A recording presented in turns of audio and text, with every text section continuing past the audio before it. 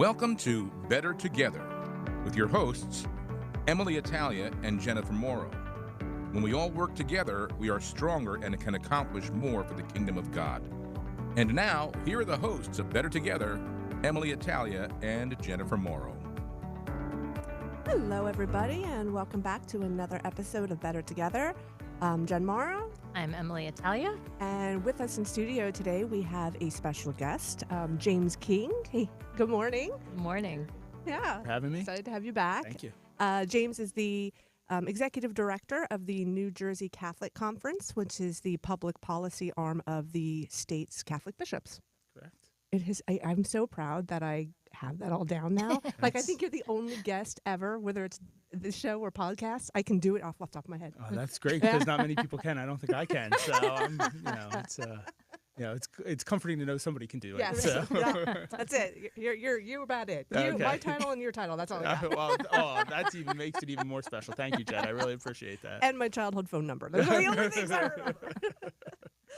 So how are awesome. you, Emily? I'm doing great, Jen. How have you been doing? Good. What's been Yeah. going on in the Diocese of Trenton? We are focused, like everyone, in the middle of Lent, working through it. And it's been a challenging one personally this year. I don't know about you. Yeah. But we had some wonderful helps in our most recent issue of the Monitor. It's our March issue. We have Pope Leo on the front. Nice. And this was actually a screenshot that was taken from the peace video, the Prayer for Peace video that he did. Yeah. And also Bishop O'Connell, even before everything that's been going on in recent media reporting, we had been planning to focus on peace in our issue, and Bishop O'Connell has actually been focusing on that. He did a wonderful talk, Soup and Scripture talk in northern Burlington County for several parishes that had gathered together. And I just wanted to pull out this quote from him. I thought it was so great. First, he quotes Pope Leo, who said, "The Christian who lives in peace becomes a lighthouse. Storms may rage, but the light does not flicker." And he just said how beautifully that sums up our Christian life and how we can be that example. And Bishop O'Connell then said, "Your witness matters. Your calm presence, your steady faith, your years of prayer. These are lighthouses for younger generations who often feel overwhelmed by noise, speed, and anxiety." And I thought that was just poignant. I mean, that really hit me in just thinking about Lent and slowing down and focusing more on prayer life and drawing close to Jesus in our personal relationships, and just kind of want to focus on this quote a little bit more, just being that example, that lighthouse for other people. So Beautiful imagery. Isn't it nice? Yeah. So you can find that in our March issue of the Monitor on, I believe it's pages 7 and 8. And then also going on right now, I believe it starts today, is a Shroud of Turin display that's taking place in the Hamilton area parishes. It's being displayed at St. Gregory the Great starting today, and it goes through March 26th. And the display is titled, "Who is the Man of the Shroud?" And then there will be some corresponding talks that take place in the Hamilton parishes, a part of their cohort. So it'll be March 23rd, 24th, and 25th at St. Greg's, at Our Lady of Sorrows, and St. Raphael Holy Angels in Hamilton. And for all of the times and places, you can look at stgregorythegreatchurch.org. That's stgregorythegreatchurch.org for all of that. So I'm going to try to get over there. I think I'd like to see that. We had a wonderful guest a while back talking about the Shroud of Turin that really piqued my interest, and I'd like to kind of follow that up with another in-person opportunity. Is he involved in this? I don't think so. No, Okay. this is a traveling display. I believe it goes throughout the United States. Mm-hmm. There's a corresponding one, different organization that is doing one in Washington, D.C. I think that has also started, and that one is running through Easter Sunday. Okay. So, but information for that is available in the article if anybody's interested. Nice. So, All right. yeah. How about what's going on in Camden? Camden's been busy, as all the dioceses are, and we actually, James here and I have seen each other recently as well.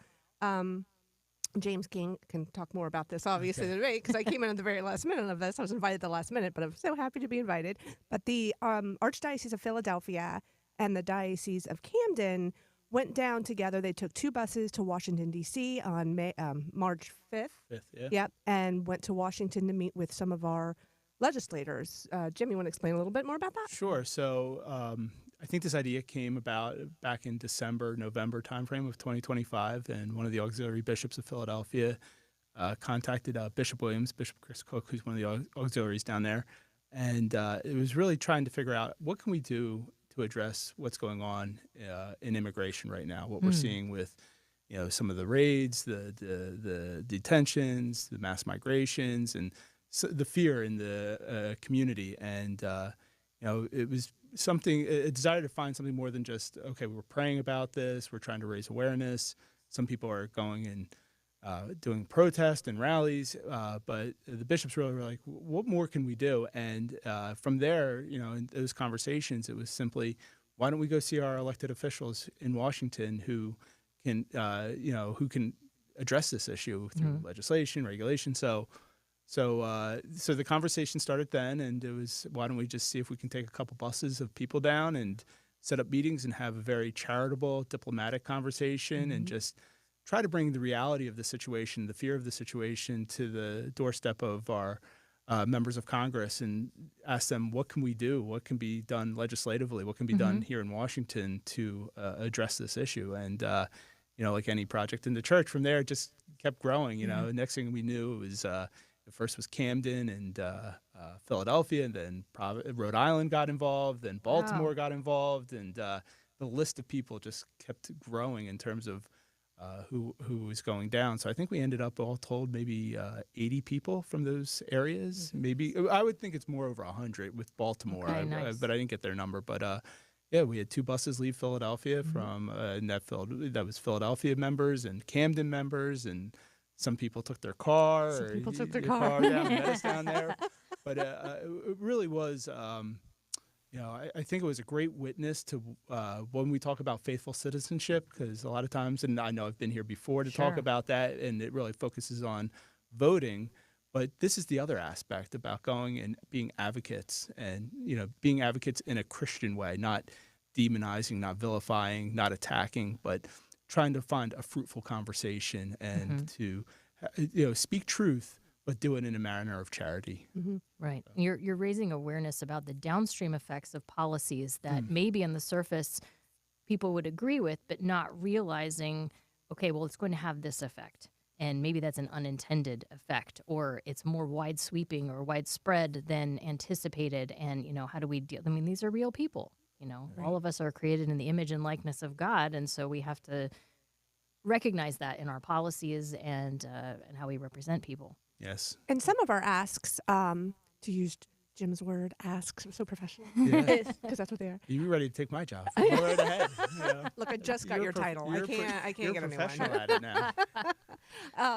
Was the so that priests and sisters can come in on like a religious visa? Is that right? Yes. So one of the bills that we are currently lobbying on nationally with USCCB is the Religious Workforce Protection or Reauthorization Act. The titles always get me, so I don't have that title. I have my title down, but I have the legislative title.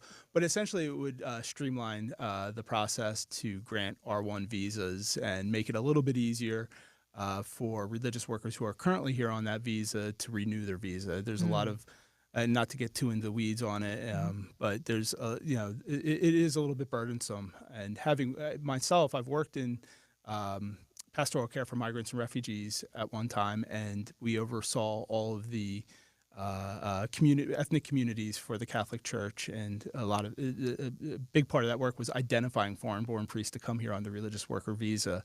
And I can tell you that nothing disrupts the continuity, the unity of a community than a priest who has to renew their visa, but they have to do it through a process of leaving the country, staying out for so long, and then trying to come back in. And when that happens, you're cutting people off from the access to the sacraments, pastoral care, and everything a pastor would do for their parish. So I ask people, imagine if you're at your parish with your beloved pastor, and all of a sudden they said, I'm sorry, I have to leave, and it might be for 6 months, it might be for a year, and there's not going to be anybody here to replace me on a regular basis. I mean, just think of the disruption that would bring to your own spiritual life and your daily life, and that seems to resonate with people and understand that. So we're hopeful. I know that the administration has taken several steps through regulation to try to fix some of these issues. But we always say regulations are great; they help, but the most solid way to fix a problem at times is through legislation, because then they can't be changed easily. So we're optimistic. Again, it's not. There's a lot going on down in Washington right now. So when that bill may move and, when we could see action on it is still up in the air. But, I think it was a very fruitful conversation, and one that members, even those who may disagree with the church on other points with immigration, could get on board because they understood that. So, Yeah, I think that was one thing that opened everybody's eyes. We took, the Diocese of Camden took a delegation of about 15 people, priests, in addition to Bishop Williams. It was some priests, deacons, sisters, and then laity who work in their parish ministries with and Catholic Charities, but the lady who work in different social justice ministries in the parishes. And we met with lawmakers on both sides of the aisle. We met with Senator Andy Kim's rep, one of his staffers. We met with George Norcross. Donald. George. That's okay. Congressman Norcross. I practiced that the entire way in the car. That's okay. I did. And Jeff Andrew. Yeah, I have to say, though, the Congressman Norcross was a surprise because, the Catholic Conference was simply asked just to help coordinate the meetings. I mean, and I said this throughout the process, that this is the Diocese of Camden's representatives meetings. This is the bishops' meetings. We're not, this isn't our meeting. This is your meeting, but we're happy to use our connections down in Washington to get this schedule set up for you. And throughout that entire process, we were going to meet with the staffer for Congressman Norcross, and when we showed up, lo and behold, he was in his office waiting for us, and welcomed us in, and I think we had a nice 45-minute discussion with him, which is very generous for a member of Congress to meet with you for 45 minutes. So it was, and then Congressman Van Drew as well met with us too, and so we're just. It was nice that they, we were very happy that they gave their time, because a lot of times you are just meeting with a staffer given how hectic the schedule is. So the fact that the members themselves met with us was great. And I think one of the key takeaways was that we all have a voice. It's write your congressman, visit, set up a visit. You, especially Jim, expressed the importance of meeting with the staffers as well, and because they take those conversations back, and from firsthand experience working with Chris Smith back in the day. So it matters. Make your voices heard. If one voice is heard. I remember when we were in Trenton, when I was in Trenton with you, and one of our beloved reporters, Lois Rogers. Lois Rogers would. Probably a lot of people in Trenton know of Lois. Lois would call Chris Smith's office all the time. And I'll tell you, sometimes he got back to her. She was a well-known voice around there. Okay, Lois has an issue. And Lois he listened. They listened. So I always thought Lois was always a good example to me that our voice matters. And that was, to me, reiterated when we went down to Washington. Yeah, no, 100%. And, I said this in some of the briefings leading up to the meetings down there as we were kind of doing the final prep work, to reiterate what you just said, that when you speak to a staffer, it's not being handed off, or it's not a sign of disrespect, because the members do listen to their staffers. And I drew from my experience with Congressman Smith. I spent a lot of time driving him to and from events, and it was one-on-one time. And he'd be working, on a speech or legislation that he was drafting, and out of the blue, he'd be like, "What do you think about this? What are you hearing about that?"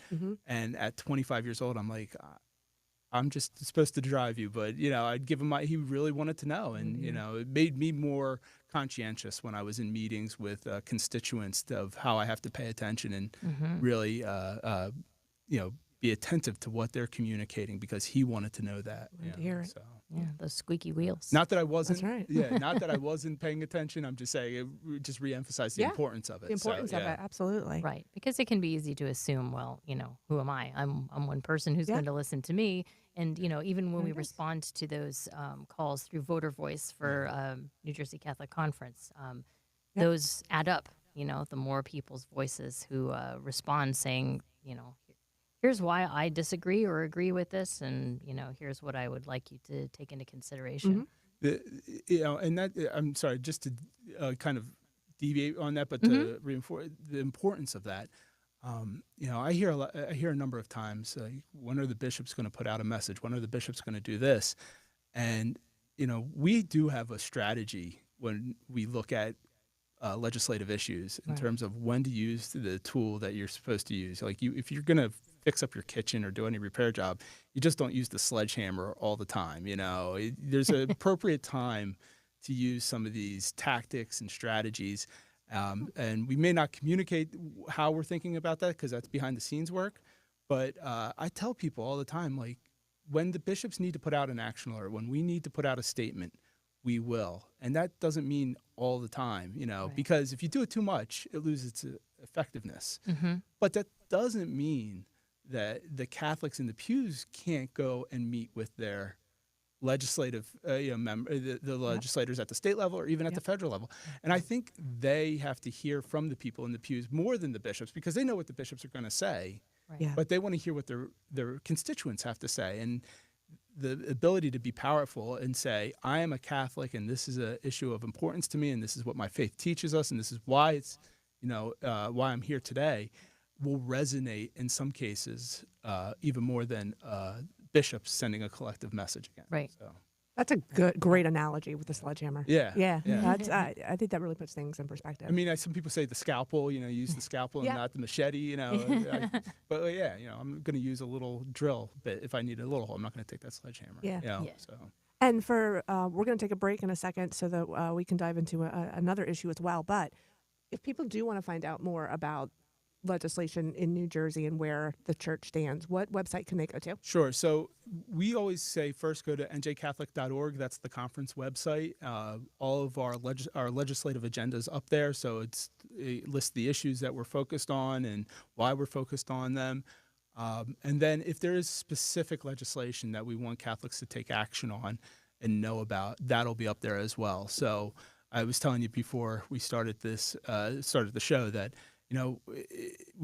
we do our best to keep track of all the legislation, but each legislative session there's over 12,000 bills introduced. So, and we're only a staff of 5, so Yeah. it's hard to keep track of all of it. And some of it's just not appropriate for the church to weigh in on. But if they want to really get into the weeds and look for legislation, they can go to the New Jersey Legislature website, and you can search all the bills by category there. And if there's a bill that you want to know what the church stands on, or if we have a position on, you find it there. You can contact us, and Yeah. it'll let you know. And sometimes that helps us because maybe we've overlooked it, because we are human. So, Right. Good point. Yeah. So Jim's with us today, really to talk about an upcoming conference. It's called it's a statewide conference, Catholic Mental Health Conference. But we're going to take a short break, and when we come back, we're going to hear all about that, who's speaking and who should attend. We'll be right back, everyone. Bishop Robert Barron on the priesthood. For the first 1,000 years, there were married priests within the church. There still are married priests under certain circumstances, so it's not absolutely necessary. However, I'm a supporter of it, and I wouldn't want us to move in the direction of kind of optional, some do it, some don't. I get it. And I go back to Paul, and it's Paul's words that are actually in the ordination ritual, about an undivided life, a total gift. I have nothing but the greatest respect for married people. In fact, when I hear the term heroic sanctity, when they talk about saints, I think of parents right away, who give themselves to their kids. But there's something, I think, pure and simple and undivided about the life of celibacy. It's a radical conformity unto the celibate Christ. Why am I celibate? My ultimate answer, because Jesus was, and I'm conformed to him. The leading Catholic voices are on EWTN Radio. Too often Christians walk through life as if their circumstances had the final word, as if a bad doctor report, IRS audit, or mean boss were all powerful. We need to start thinking and living as if God is all powerful, because He is. When Paul was in prison, waiting to be beheaded, he wrote things like, I am pressed, not crushed, persecuted, not abandoned, struck down, not destroyed. In all these things we are more than conquerors because of Him who loved us. He knew he had the upper hand because he had God's hand. A real champion isn't someone who wins all the time. It's someone who can't be defeated. Christians are supposed to walk through life like real champions. People who face the same struggles and trials anyone else does, but unlike anyone else does. Because we saw the final score and we know who wins. I don't know what you're facing today, but I know who has your back, so hold your head up high. Like St. Paul, you're more than a conqueror. This is Chris Stefanik from reallifecatholic.com on EWTN Radio. Hey everyone, welcome back to Better Together. I'm Jen Morrow, I'm Emily Italia. and in studio with us we have James King. Thank you for having me. So right before the break, we were talking about that our show today is going to be about an upcoming Catholic Mental Health Conference. It's statewide. It's on May 2nd. And there is quite a panel of speakers coming to talk about this important issue.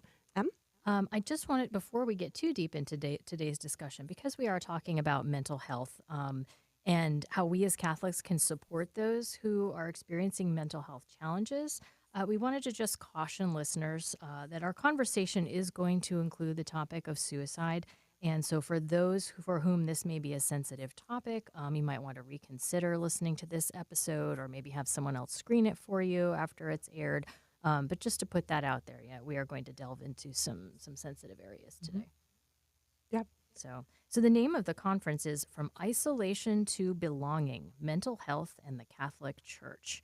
And that's going to be on May 2nd, beginning at 8:30 a.m. to 3:15 p.m. It's going to be a day-long conference, and it will be at the St. John Newman Pastoral Center in Piscataway. That's at 146 Metlers Lane for those who are interested in attending. And there will be more information and registration available at www.njconf.com. And so if you want to check that out before registration is full, get that on your calendars. But this is important to all of us, and Catholics need to know how to respond in a way that respects our faith and respects those that we're ministering to. It's a one heck of a panel that's going to be speaking, and just to let you know, all of the diocesan media outlets, including the New Jersey Catholic Conference, are going to have a series of articles. The first one is already out. It's kind of just announcing what the conference is, who it's for, speaking with James King in the article, and like I said, every diocese in the state has access to that article. So no matter what diocese you are here, Patterson, Newark, Metuchen, Camden, and Trenton, and the NJCC, you can see all the articles. That's the first one, and then the rest, each one will feature one of the speakers. So let's talk. You want to talk about the speakers real quick, or just list who they are? Well, we can list them, and actually, go ahead and let's talk about who's going to be on the panel. And then, I actually listened to a video of one of the panelists talking about his personal experience, and I just wanted to recommend that. It's very moving. Okay, well, first off, Cardinal Tobin will be the main celebrant of the Mass, Yes. which is lovely. It's exciting to see. He has such a busy schedule, so we're very happy that and thankful that he made time to be with us. And he's going to try to stay for Good. a majority of the conference, or as much as his schedule permits. So Excellent. We're hopeful that the other bishops. It's a busy time of year: confirmations, first communions, and then you're quickly approaching ordination season. Ordinations. So, yeah. So we're confident the other ordinaries in the state and the auxiliaries in the state will make every effort to attend and be there for not just the Mass, but for the program itself. Good. And I think when we tell you who some of the speakers are and what they've spoken about, I think one of the great things about this conference is it is going to talk a lot about the pastoral role, including from bishops and deacons and sisters and pastors, and how important it is to speak from the pulpit about these issues, which gives it more of a to say, hey, you're not alone. And if you're in the pews and you hear your pastor speaking about that, I feel like that's a one-on-one conversation. So I think it's going to be really great. One of the keynote speakers is Bishop John Dolan from from Phoenix Diocese or Archdiocese Diocese. of Phoenix, and he has got one heck of a story we'll tell you about in a second. Deacon Ed Schoner, he is a founder of the Association of Catholic Mental Health Ministers. Believe that's out in Scranton. He's based in Pennsylvania? Scranton, but Okay. it's and I think it's international. Like I know he's worked with the Holy See and met with Pope Francis on this issue, and he does a lot of work. He's been here in New Jersey before. I think he did the Diocese of Metuchen's Choices Matter conference last year, okay. and I think he was also in the Diocese of Trenton last May for a smaller event on mental health. But he's one of the speakers too that has a story that's very compelling and touching. And really his work in mental health came from a very tragic situation that he experienced in his family. So. It's beautiful that people who have these experiences are willing and able, through the grace of God, to take that experience and that understanding to a new level by being able to talk with others and reassure them that they're not alone when they're dealing with these struggles, and that, people who are in positions of power are also dealing with these sorts of things. We'll talk about it in a minute, but Bishop Dolan does have many people in his family who have committed suicide. Sadly, Yeah, and him and actually Deacon Ed have co-edited a book. It's a handbook on suicide survivors, and so that's something I'm sure that they'll be speaking about as well. The other guests, we have Ben Wortham. He is VP of Behavioral Health Integration for Catholic Charities USA, and Beth Halbus. thank you. Yes. Thank you so much. And Beth, is the program director of the Notre Dame University's FIAT program on faith and mental health. So one heck of a lineup we have. All-star lineup, but we're very fortunate that all of them were available that day to come to New Jersey and spend the day with us to talk about such an important topic. So how did the NJCC get involved in? Were you key in organizing this, or? So it really, as any program in the church comes up, it starts with an identification of a need. And this is not just something that is isolated in New Jersey. USCCB discovered the need as well. And we were kind of on parallel tracks. If you go to our legislative agenda for the past couple of years, mental health is listed on that agenda. So we're trying to find ways to work with the legislature to address these issues through legislation, regulation programs, funding. A number of the Catholic Charities agencies here in New Jersey have emphasized mental health. I know the Diocese of Metuchen, and this is no disrespect to any of the other agencies, it's just the first one that came to my mind, but the Diocese of Metuchen a couple of years ago started their mental health navigator program because they understood that navigating the mental health structure and system could be very difficult. So now they have a number that you can access. I believe a website you can access. Don't ask me for it. I don't know it off the top of my head. I'm sorry, but I could look it up and advertise it. But you can go there and say, this is what I'm going with, and there'll be somebody, they'll have a response to help you navigate that system. USCCB was doing the same. Catholic Charities USA had implemented a number of new initiatives to help people find these resources easily. So we were working on these parallel tracks, and we received a phone call last January 2025, from one of the staffers down at USCCB and said, we're doing all this work on mental health, but we recognize the next step is we have to take it more to the local level. Right. We want to do a state conference, and because of our relationship with USCCB on other initiatives we've worked on, and one thing that I would like to brag about a little bit, so excuse me, is that we've been complimented here in the state in terms of the relationship between the Catholic Conference and the Catholic Charities agencies, and how closely we work together. I haven't seen it, but they tell me that not every state is like that. So because we have that relationship and we do a lot with Catholic Charities USA, they thought New Jersey would be the prime location, the appropriate location to do this first ever statewide conference on mental health in the Catholic Church. So they wanted us to put something together in a matter of 5 months. And when I started talking to the diocesan people, we're like, no, we can't do something statewide in 5 months. So, we went back and forth, and, you talk about the date, and we were talking all the challenges of the date. Yeah. there really is no time in the Catholic Church to find like a perfect date to do a conference. So we just have to pick the least busy time. Yep. Know. Right. So that's really how it came about. It was USCCB and NJCC started collaborating, and then I took it to the diocesan folks because that really is they're the essential part. I'm kind of just taking in all the information and trying to make sure all the T's are crossed and I's are dotted on this, but they know because of the pastoral work they do at the diocesan level, they know the ins and outs of this, and they're the experts. Yeah. So I took it to them. We thought it really is something that we should do, and then we presented it to the bishops, and the bishops were 100% on board. They're like, yeah, go ahead and do it. So here we are. Great. Yeah. So in terms of who is invited to attend, is this specifically for people who work in a mental health field? Is it for anyone who wants to attend? Who's being invited? That's a great question, and that was one of the early challenges we faced once we decided we were moving forward with the conference. It was, who do we direct this Who's towards? the audience? Yeah. Who's the audience? Yeah. Because, and I'm sure you've seen this in your research, and anybody familiar with the mental health field, there's so many specialties.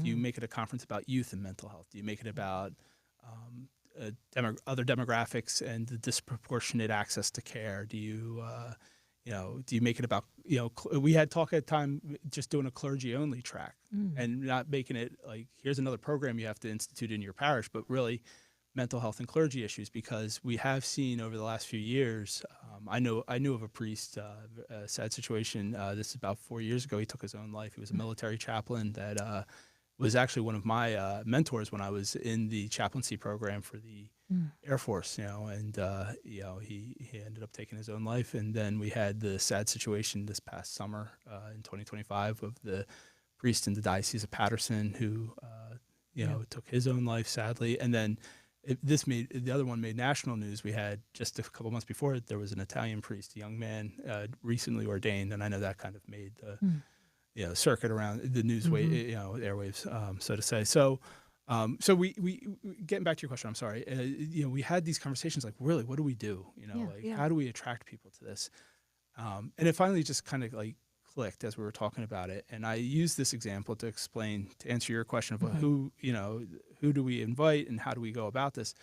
I used the example of, in a previous life, I was a volunteer firefighter, and my father was a volunteer firefighter, my grandfather and everything. My father used to say to me all the time, he goes, your job is so much harder now as a volunteer firefighter. When I was a volunteer firefighter, all we had to learn was how to put water on the fire.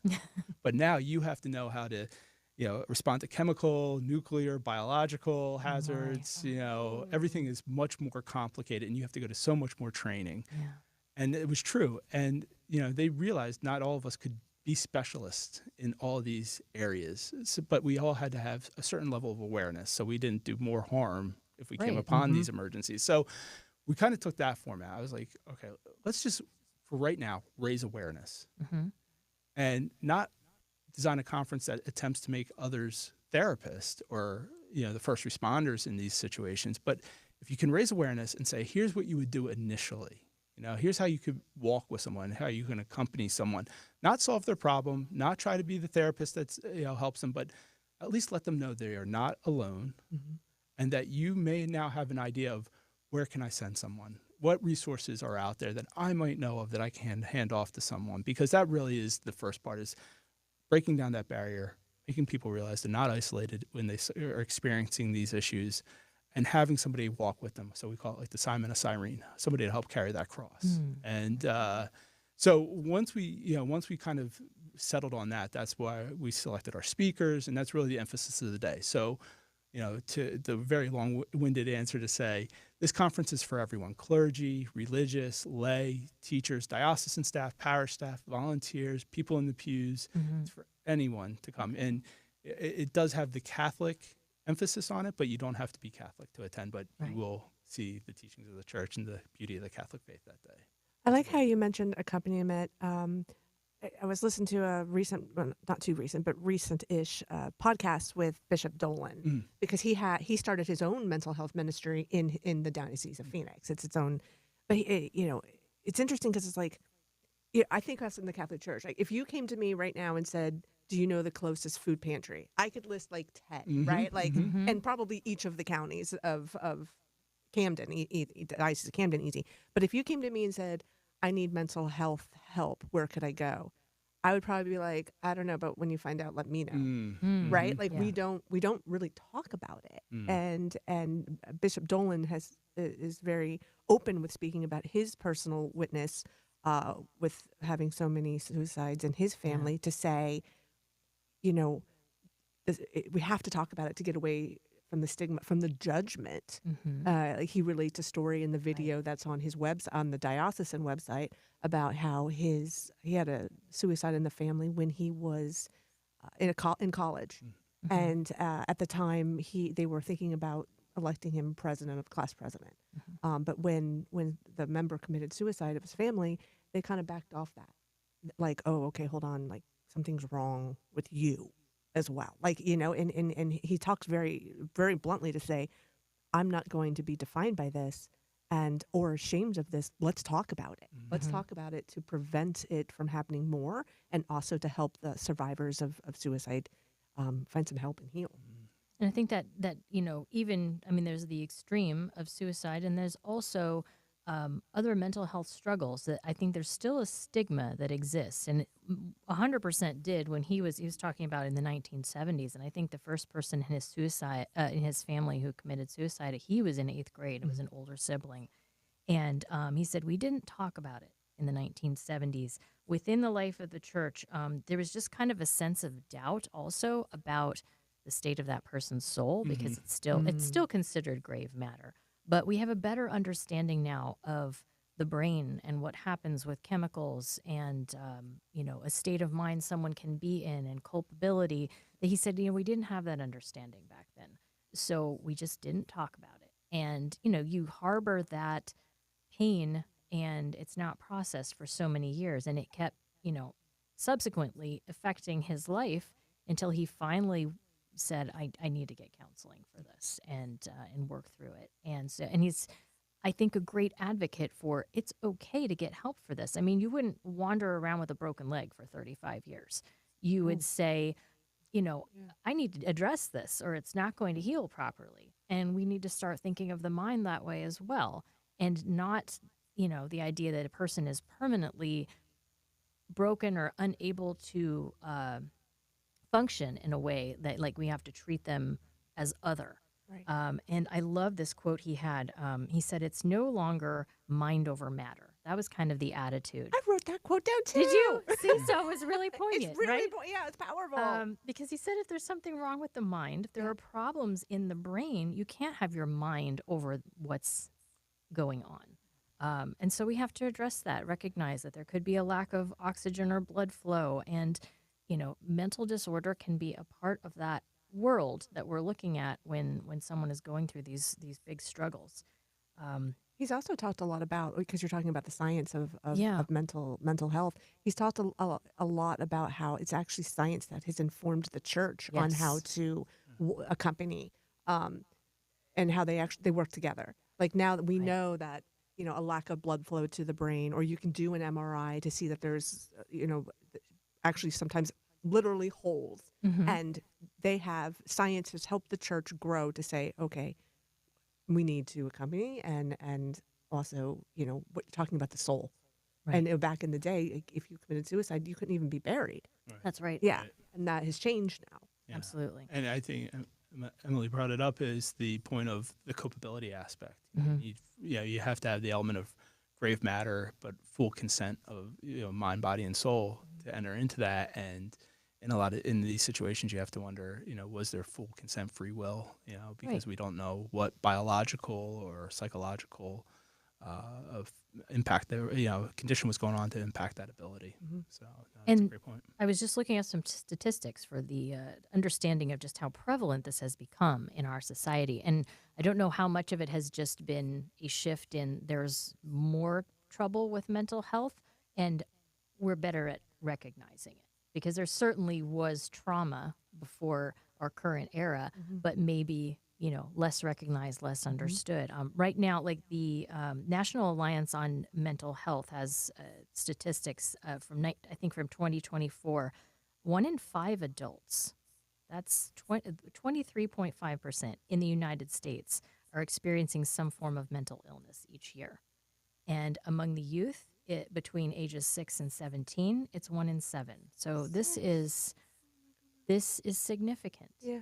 It's not something we can ignore or sweep under the rug. And we as Catholics need to know how to respond in a way that respects our faith, because I believe you mentioned in the article, Jim, that there are methods that don't align with Catholic teaching. Yeah, I mean, again, I'm not a mental health expert, Yeah. but I think if you know your faith and you try to live your faith, if you're presented with an option, you kind of get that initial sense that I don't know if this completely aligns, or is it is really respecting the dignity of the person. Right. We need some guidance. I mean, just anecdotally, having spoken to people, again, this is not an official research or anything, but just having conversations on mental health.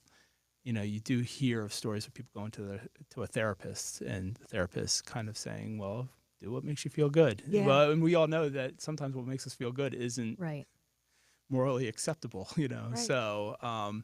So we do want to help Catholics, kind of, we want to help Catholics live their faith, and in all areas. And if that means going to a therapist that has the foundational understanding of the Catholic faith and respects that, and will integrate whatever treatment they provide to the individual is fully integrated with the Catholic faith, that's, I think that's a win for us, Right. And it's such an intimate relationship mentally to have with a mental health professional. It needs to be someone you can trust wholeheartedly, is not going to tread on your faith, is not going to present ideas or suggestions that are going to run contrary to that. So how are there going to be some resources at the conference that help people to find a professional that they trust? So we do have, and if anybody listening works in this area, we invite them to go to our website, which is the njconf.com.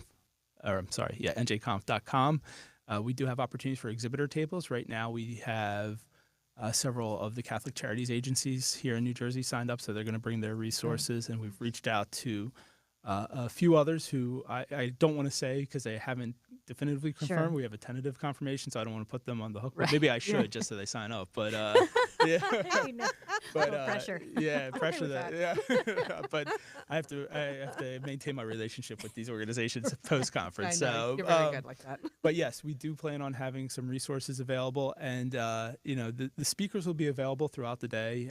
One of the key aspects of the schedule will be the end of the day is going to be a panel Q&A. So Oh, great. we're going to ask people throughout the day to write questions down, and it's really just going to be a free for all. Just Yeah. up there, a moderator asking the questions and letting the panel answer. So.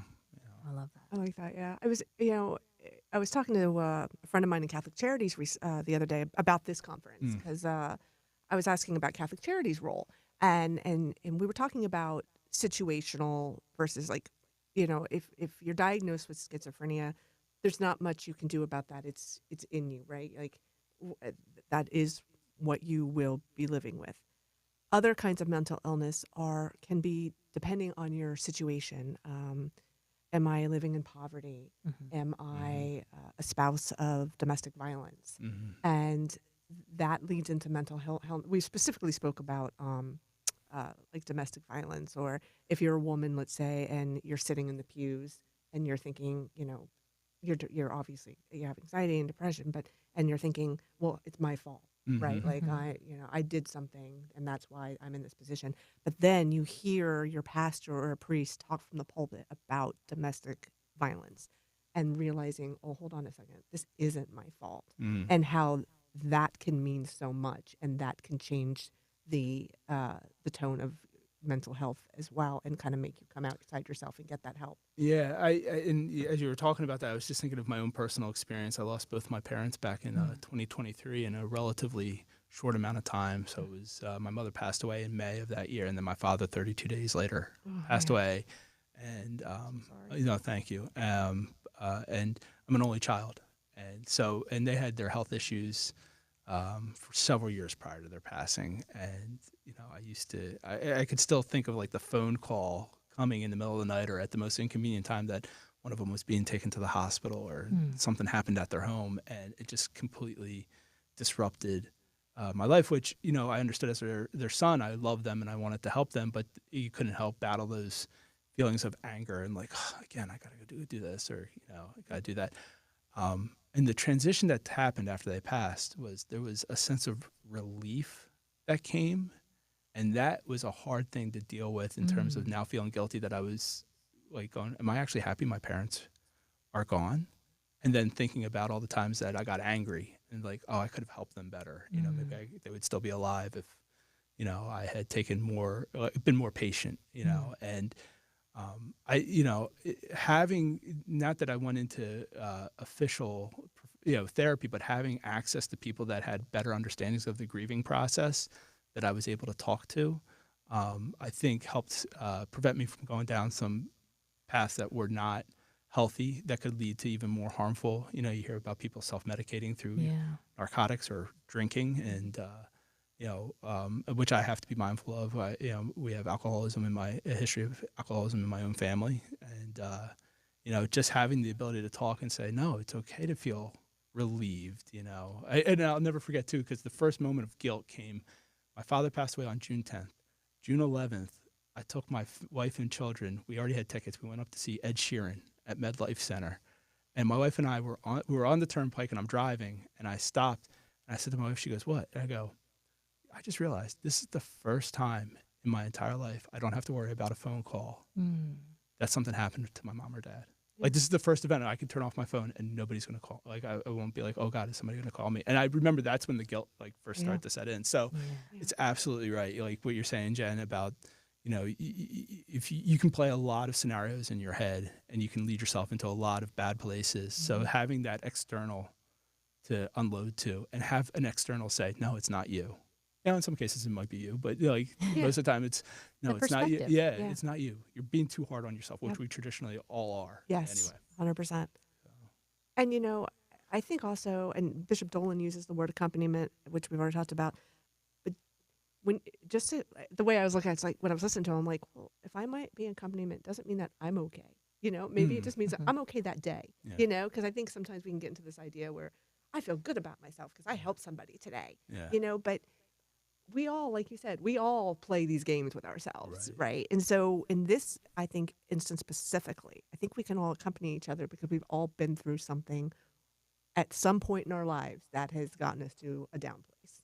It's the story, and I'm going to bring this up because I know this is for Mike. I'm going to give Mike, your colleague, a shot. But the story told in the one episode of The West Wing, the one character is going through PTSD, and you know, his boss comes to him and he says, like, and he's going, why do you care so much? And the boss says, you know, have I ever told you a story about the man who fell down the hole walking on the sidewalk? And, you know, people come by and he's shouting up, can you give me help? And everybody's ignoring him. And finally somebody comes by and he goes, hey, can you give me help? And the guy jumps in the hole, and the person already in the hole goes, why'd you do that? Now we're both stuck down here. And he goes, yeah, but I've already been down here once. I know the way out.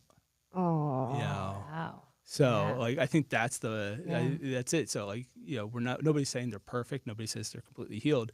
But if we've gone through these experiences, you know, you can be a resource because you know the way out, you know, or you at least have an idea of what direction to start heading in. exactly. You know? Yeah. And people can experience these challenges. They can be something that sneaks up on them. And maybe it isn't an instance of trauma that brings it about. But maybe it's a change in life, or just, you know, not realizing that, oh, wow, I've just kind of been feeling this either low mood or anxiety. And you just get so accustomed to that feeling. It just becomes like, well, this is just part of my personality. When in fact, it could be something that could be bettered by talking to somebody about it, and just getting that other perspective. And I think about people who, you know, are aging.